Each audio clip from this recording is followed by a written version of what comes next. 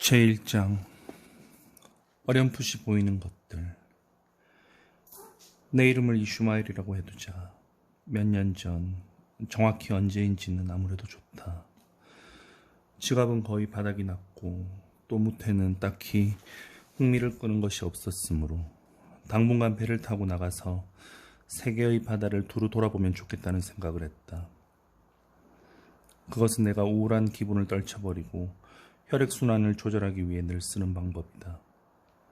이 완저리가 일그러질 때, 이슬비 내리는 11월처럼 내 영혼이 을씨년스러워질 때, 관을 파는 가게 앞에서 나도 모르게 걸음이 멈추거나 장내 행렬을 만나 그 행렬 끝에 붙어서 따라갈 때, 특히 심기증에 짓눌린 나머지 거리로 뛰쳐나가 사람들의 모자를 보는 족족 후려쳐 날려보내지 않으려면 대단한 자제심이 필요할 때, 그럴 때면 나는 되도록 빨리 바다로 나가야 할 때가 되었구나 하고 생각한다. 이것이 나에게는 권총과 총알 대신이다. 카토는 철학적 미사여구를 뇌까리면서 칼 위에 몸을 던졌지만 나는 조용히 배를 타러 간다. 이것은 전혀 놀라운 일이 아니다. 바다를 알기만 하면 누구나 정도의 차이는 있겠지만 언젠가는 바다에 대해 나와 비슷한 감정을 품게 될 것이다.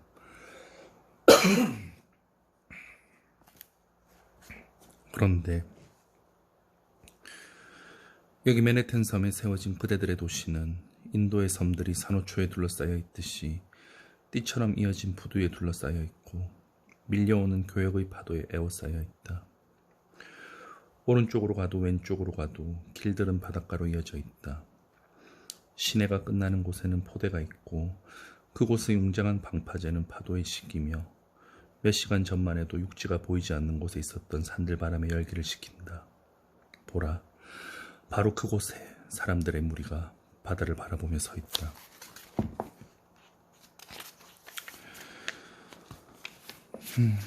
꿈꾸는 듯한 안식일 오후의 도시를 거닐어 보라. 콜리어스 곳에서 코엔티스 선창까지 걸어간 다음 그곳에서 화이트홀을 지나 북쪽으로 걸어가 보라. 무엇이 보이는가? 시내 곳곳에서 수천 명의 사람들이 말없는 보초병처럼 서서 바다에 대한 몽상에 잠겨 있는 것을 볼 수 있을 것이다.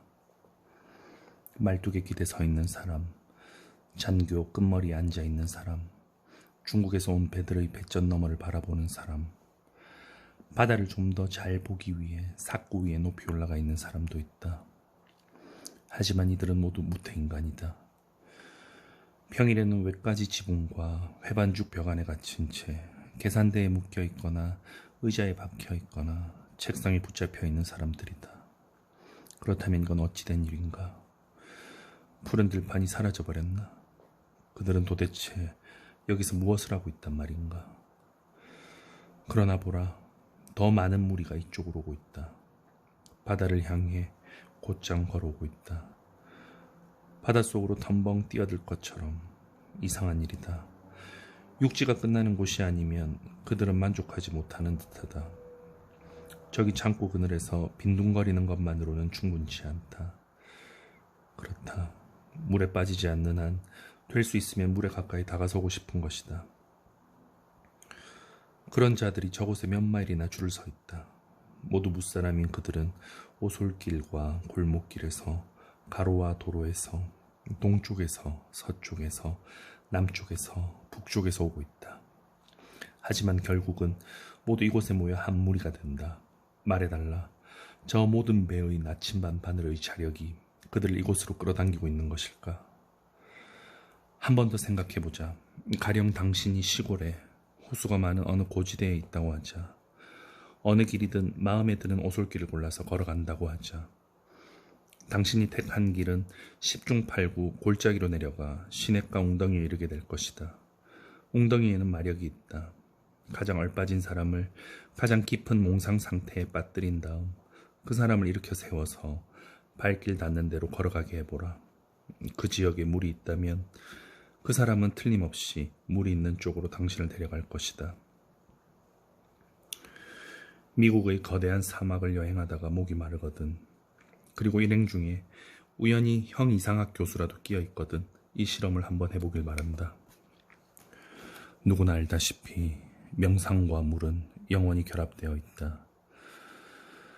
하지만 여기 화가가 한 사람 있다고 하자. 그 화가는 세이코 계곡에서도 가장 몽상적이고 가장 어둡고 가장 조용하고 가장 매혹적인 경치를 낭만파적 풍경화로 그려주고 싶어 한다. 그때 화가가 택하는 주요 소재는 무엇일까? 은둔자와 십자가상이 줄기 속에 들어있기라도 한 것처럼 속이 빈 나무들이 배경에 서 있다. 이쪽에는 목초지가 잠자듯 누워있고 저쪽에는 가축들이 잠들어 있다. 그 너머 오두막에서는 연기가 졸린 듯이 피어오른다. 미로 같은 오솔길이 구불거리며 먼 숲속으로 깊숙이 들어가 겹겹이 포개진 산마루에 이른다. 산비탈은 아련한 푸른 빛에 쌓여 있다. 하지만 그림이 그렇게 무아지경에 빠져 누워 있어도 소나무가 목동의 머리 위에 한숨 소리를 나뭇잎처럼 떨어뜨려도 목동의 눈동자가 눈앞의 매력적인 시냇물에 쏠려 있지 않다면 모든 것이 허사일 것이다. 6월의 대추원을 찾아가 보라. 무릎까지 올라오는 참나리를 헤치며 수십 마일이나 걸어갈 때 뭔가 한 가지 매력이 빠진 것 같지 않은가? 그렇다. 물이다. 그곳에는 한 방울의 물도 없는 것이다. 나이아가라가 모래폭포라면 어느 누가 그것을 보려고 수천 마일이나 먼 길을 떠나겠는가?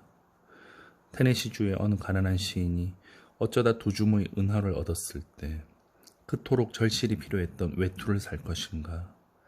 아니면 로커웨이 해변으로 도보 여행을 하는 데 쓸 것인가를 놓고 한참 고민한 것은 무엇 때문일까? 굳세고 건강한 정신에 굳세고 건강한 신체를 가진 젊은이라면 누구나 한 번쯤 바다에 가고 싶은 욕망에 사로잡히는 것은 무엇 때문일까? 그대가 난생 처음 배를 타고 여행할 때 당신이 탄 배가 이제 묻히 보이지 않는 망망대해로 나왔다는 말을 처음 들었을 때 신비로운 전율을 느끼는 것은 무엇 때문일까?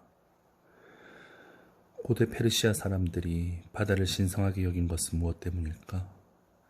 그리스 사람들이 바다의 신을 따로 두고 그 신을 최고신 제우스의 형제 자리에 앉힌 것은 무엇 때문일까? 이것들은 하나도 무의미하지 않다. 샘물에 비친 아름다운 영상을 잡지 못해 괴로워하다가 물에 뛰어들어 빠져 죽은 나르키소스의 이야기에는 훨씬 더 깊은 뜻이 담겨 있다. 하지만 바로 그 영상을 우리는 모든 강과 모든 바닷속에서 본다. 그 영상은 결코 잡을 수 없는 삶의 환영이고 이것이야말로 그 모든 것의 열쇠인 것이다. 눈 언저리가 흐릿해지고 허파를 지나치게 의식하기 시작할 때면 나는 언제나 바다로 나가는 버릇이 있다고 말했는데 하지만 그것은 결코 승객으로서 배를 타고 바다로 나간다는 뜻이 아니다. 승객이 되려면 지갑이 필요한데 지갑 속에 무언가 들어있지 않다면 그것은 넉마 조각이나 다름없기 때문이다. 게다가 승객들은 배멀미를 하거나 걸핏하면 싸우려 들거나 밤잠을 설치거나 해서 대체로 항해를 즐기지 못한다. 아니, 나는 결코 승객으로서 바다에 나가지 않는다.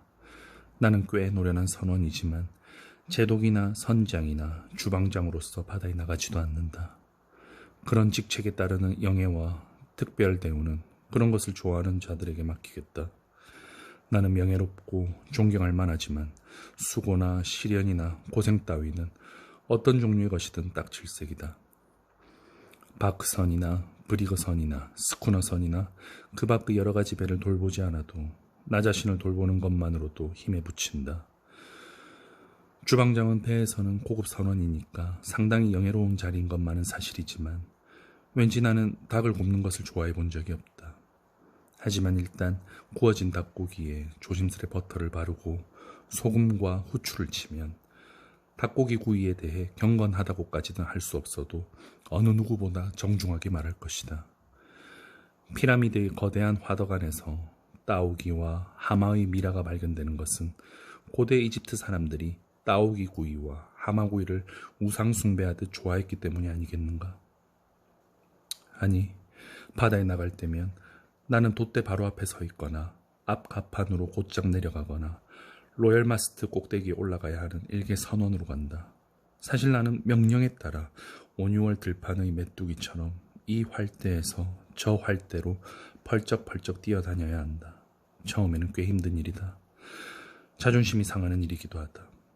특히 오래전 못해서 기반을 잡은 유서 깊은 집안, 예컨대 벤 랜슬러나 랜돌프나 하루디 카누트 같은 집안 출신이라면 더욱 그렇다. 타르 단지에 손을 집어넣어야 하는 일반 선원이 되기 직전까지 시골에서 학교 선생으로 위세를 부리며 가장 덩치 큰 학생들까지도 벌벌 떨게 했다면 어떤 경우보다도 가장 힘들 것이다.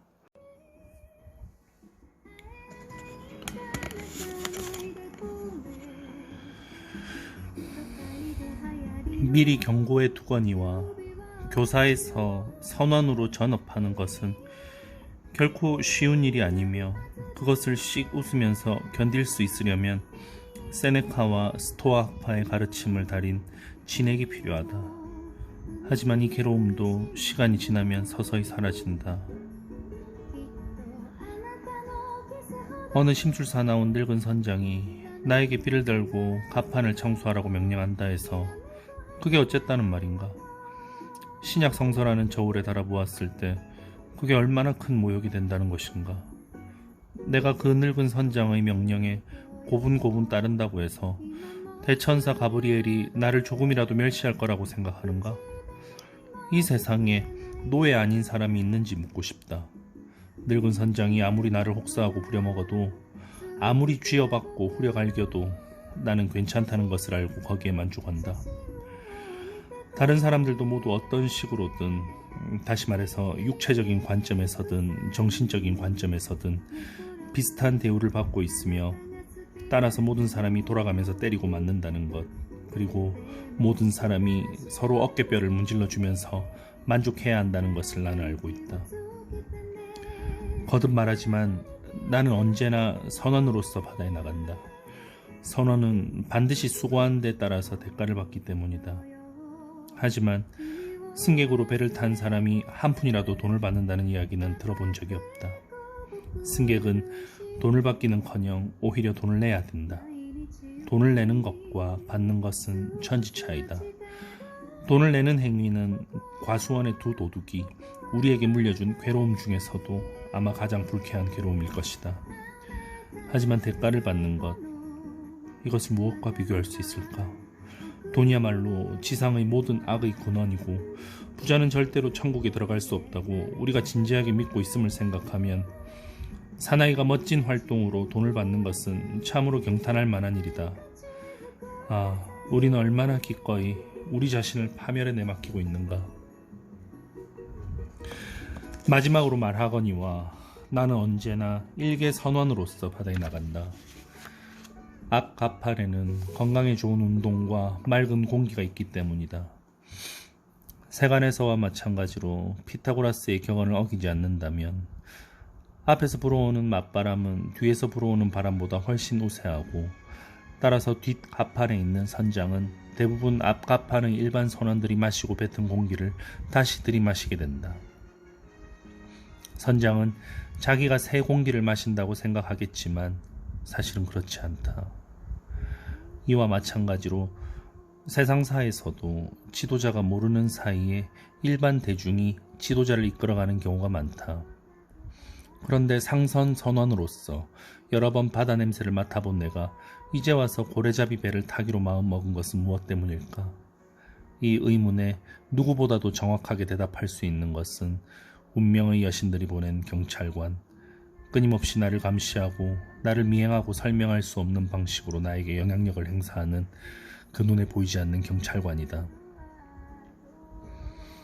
내가 이 고래잡이 항해에 나선 것은 신의 섭리에 따라 오래전에 작성된 웅대한 프로그램의 일부를 이루고 있을 게 분명하다. 그것은 좀 더 긴 연극 사이에 끼어있는 일종의 짧은 막간극이자 1인극이었다.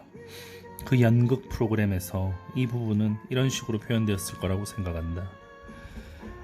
미합 중국 대통령 선거 전 이슈마일 아무개의 고래잡이 항해, 아프가니스탄에서 벌어진 피비린내 나는 전투. 다른 사람들은 고상한 비극에서 당당한 역할을 맡거나 우아한 희극에서 짧고 쉬운 역할을 맡거나 익살극에서 유쾌한 광대 역할을 맡는데 운명이라는 무대 감독이 왜 나한테는 고래잡이 항해의 이 초라한 역할을 맡겼는지 그 정확한 이유는 나도 알 수 없다. 정확히 무엇 때문이었는지는 나도 알 수 없지만 이제 와서 모든 상황을 돌이켜보면 교활하게도 다양하게 변장하고 내 앞에 나타나 그 역할을 맡게 한 여러 가지 동기와 원인을 조금은 알 수 있을 것 같다. 게다가 그것들은 나를 속여서 내가 확고부동한 자유의지와 뛰어난 판단력으로 그 역할을 선택했다는 망상에 빠뜨렸다. 그 동기들 중에 가장 중요한 것은 거대한 고래 자체에 대한 저항할 수 없는 생각이었다. 그 경이롭고 신비로운 괴물이 내 호기심을 불러일으킨 것이다.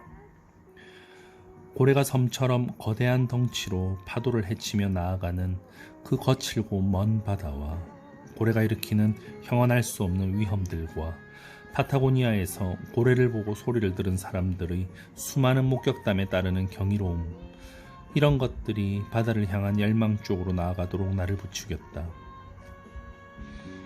아마 다른 사람들은 이런 것에 아무 자극도 받지 않았겠지만 나는 멀리 떨어져 있는 것에 대한 끊임없는 갈망에 시달리고 있다. 나는 금단의 바다를 항해하고 미개인들의 바닷가에 상륙하는 것을 좋아한다. 나는 좋은 것을 무시하지 않지만 공포에 대해서도 민감하다. 그리고 상대가 허락해 준다면 그것과 친하게 사귈 수도 있다. 자기가 살고 있는 곳의 모든 주민과 사이좋게 지내는 것은 어쨌든 좋은 일이니까. 이런 이유로 고래잡이 항해는 반가운 일이었다. 이제 경의의 세계로 통하는 거대한 수문이 열렸다. 목표를 향해 나를 내몬 멋진 공상 속에서 둘씩 짝을 지어 내 영혼의 깊은 곳으로 헤엄쳐 들어오는 고래의 끝없는 행렬이 보였다. 그리고 그 행렬 한복판에 하늘로 우뚝 솟은 눈 덮인 산처럼 두건을 쓴 거대한 유령이 하나 떠다니고 있었다. 제2장 여행 가방. 나는 셔츠 한두 장을 쑤셔 넣은 낡은 여행 가방을 겨드랑이에 끼고 혼곳과 태평양을 향해 출발했다. 정든 맨해튼을 떠나 제 시간에 뉴 베드퍼드에 도착했다. 12월의 어느 토요일 밤이었다. 나는 낸터컷으로 가는 소형 전기선이 벌써 떠나버렸고 다음 월요일까지는 그 섬에 갈 방도가 전혀 없다는 것을 알고는 적잖이 낙심했다. 고래잡이의 고난과 형극의 길을 지망하는 젊은이들은 대개 이 뉴 베드퍼드에 머물다가 항해를 떠나기 때문에 나는 그럴 생각이 전혀 없었다는 것을 말해두는 편이 나을 듯 싶다. 나는 낸터컷에서 떠나는 배가 아니면 타지 않기로 결심한 터였다. 그 유섭 깊고 이름 높은 낸터컷 섬과 관련된 것들은 모두 다 거칠고 사나운 느낌을 주었는데 놀랍게도 그것이 마음에 들었기 때문이다. 게다가 최근에는 뉴 베드퍼드가 서서히 포경업을 독점하기 시작했고 이 점에서 낸터컷은 가엾게도 뉴 베드퍼드보다 훨씬 뒤떨어져 있지만 오랜 역사를 지닌 낸터컷은 포경업의 발상지이고 미국에서 최초로 고래의 시체가 해안에 떠밀려 온 곳이다. 아메리카 원주민인 인디언들이 통나무 배를 타고 고래를 잡으러 처음 출격한 곳이 낸터컷 말고 또 어디겠는가? 전해오는 이야기에 따르면 뱃머리 사장에서 작사를 쏘기에 가장 적당한 때가 언제인지를 알아보기 위해 수입한 조약돌을 고래한테 던졌다는데 그런 위험에도 불구하고 조약돌을 실은 작은 돛담배를 최초로 띄워보낸 곳이 낸터컷 말고 또 어디겠는가? 이제 나는 뉴 베드퍼드에서 하룻밤과 하루낮 그리고 다시 하룻밤을 더 보내야만 목적지인 항구로 떠날 수 있었기 때문에 그동안 어디서 먹고 자느냐가 당장 걱정거리가 되었다.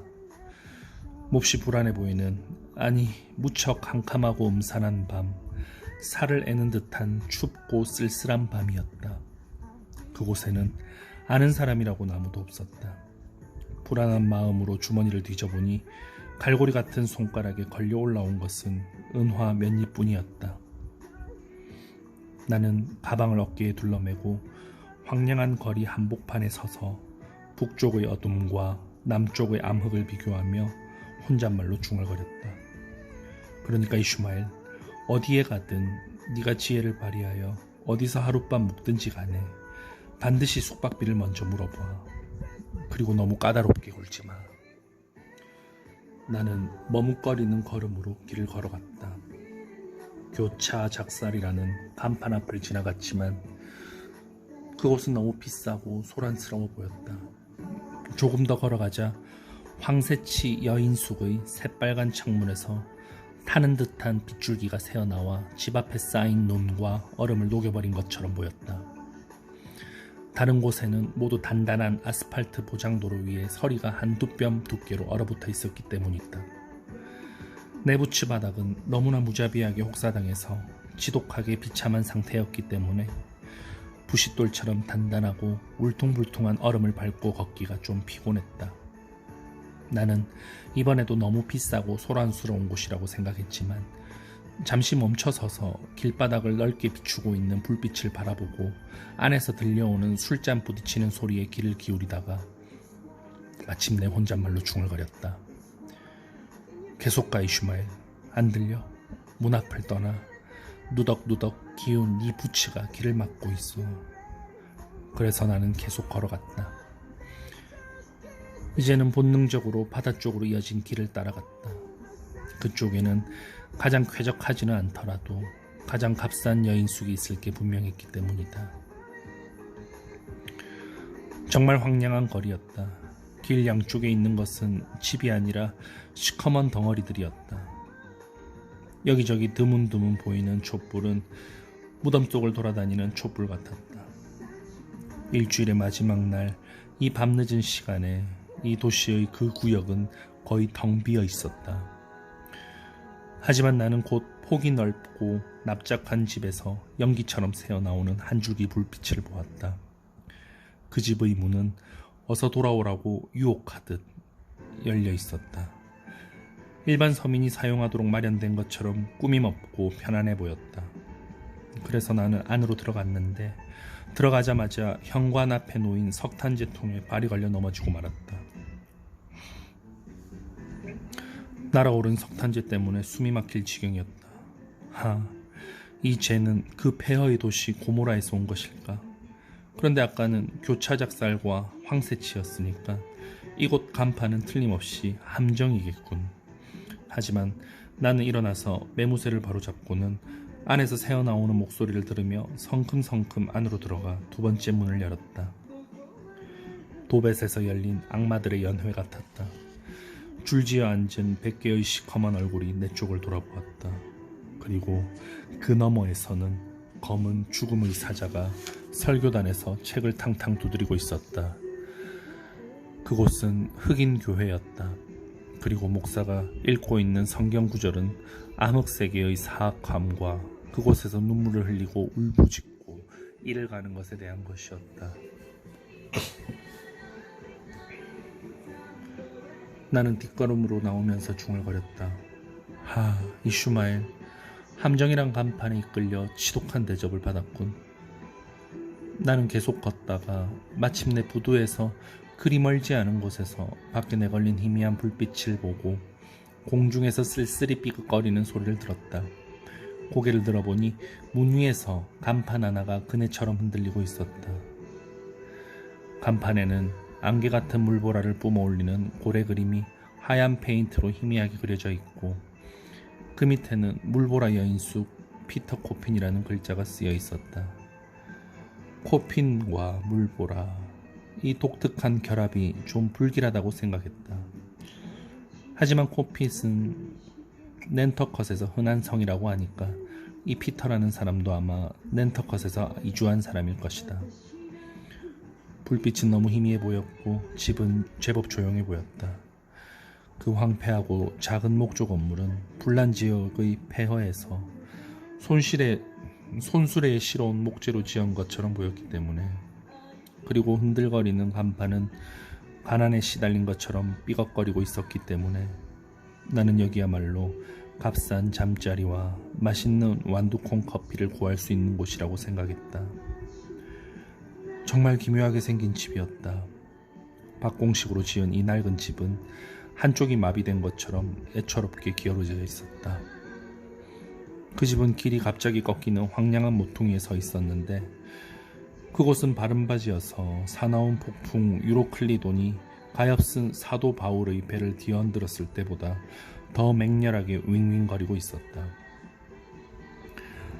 그래도 유로클리돈은 실내에서 잠자리에 들기 위해 벽난로 시렁에 발을 올려놓고 조용히 불을 쬐고 있는 사람에게는 상쾌한 산들바람이다.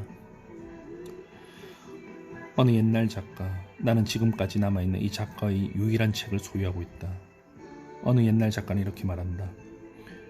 유로클리돈이라는 그 폭풍에 대해서 생각할 때 바깥쪽에만 성에로 덮인 유리창으로 밖을 내다보고 있느냐, 아니면 안팎에 서리가 내려있고 민첩한 죽음의 사자만이 유리를 끼울 수 있는 창틀도 없는 창문으로 밖을 관찰하고 있느냐에 따라 놀라운 차이가 있다. 이 구절이 문득 마음에 떠올랐을 때 나는 생각했다. 정말 그렇다. 검은 활자여, 너는 말도 잘하는구나. 그렇다.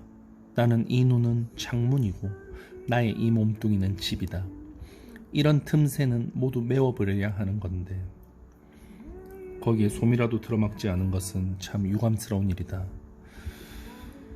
하지만 이제 와서 손을 보기에는 너무 늦었다. 우주는 완성되었다. 마지막 갓돌도 이미 놓였고 부스러기들은 100만 년 전에 이미 치워졌다. 불쌍한 거지 나사로가 연석을 베개 삼아 누워서 이를 딱딱 마주치고 누더기가 벗겨질 만큼 몸을 덜덜 떨면서 넝마로 두 귀를 틀어막고 옥수수 속대로 입을 메워도 그 사나운 유로클리돈을 맞지는 못했을 것이다. 자주색 비단 옷으로 몸을 감싼 부자 노인은 말하겠지. 유로클리돈? 그게 어쨌다는 것이냐. 서리가 내려서 정말 멋진 밤이군. 오리온 자리의 별들은 얼마나 밝게 빛나는가. 북극의 오로라는 또 얼마나 아름다운가. 영원한 온실의 동양 여름 같은 기후에 대해 말하고 싶은 사람들은 마음대로 말하게 내버려둬라. 나는 내 석탄으로 내 여름을 만들 특권만 있으면 된다. 하지만 나사로는 무슨 생각을 할까? 푸르댕댕하게 언 손을 웅대한 오로라 쪽으로 들어올린다고 해서 손을 녹일 수 있을까? 나사로는 여기보다 수마트라 섬에 있고 싶지 않을까? 적도를 따라 길게 몸을 눕히고 싶지 않을까? 그렇다. 신들이여. 이 서리를 피하기 위해서라면 불타는 지옥이라도 내려가고 싶지 않을까?